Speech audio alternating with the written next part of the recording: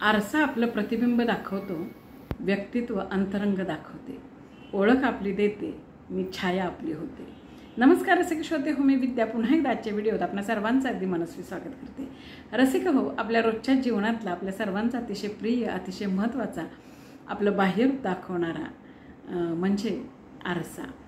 आरसा आपलं प्रतिबिंब आपल्याला दाखवत असतो, परंतु आपलं व्यक्तित्व हे आपल्याला आपलं अंतरंगाचं प्रतिबिंब आपल्याबरोबरच इतरांनाही दाखवत असतं असं मला नक्कीच वाटतं।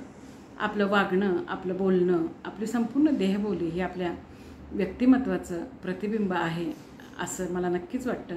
आणि याच अनुषंगानं सुचलेली ही शब्दफुलांची ओंजळ अर्थात माणूस एक प्रतिबिंब।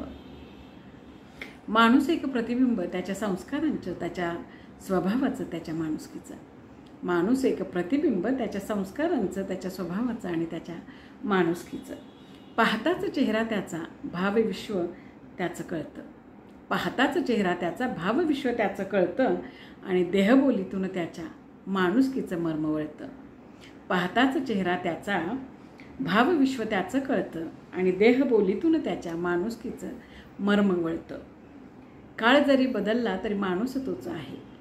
काळ जरी बदलला तरी माणूस तोच आहे, मनीच्या भावनांचा डोह तोच वाहे। काळ जरी बदलला तरी माणूस तोच आहे, मनीच्या भावनांचा डोह तोच वाहे।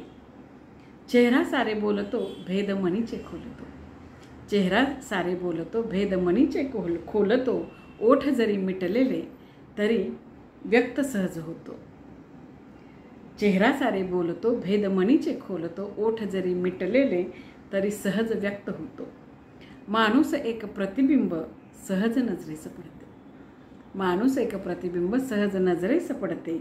अंतरीचे अंतरंग तरी सहज कुणानं उलगडते।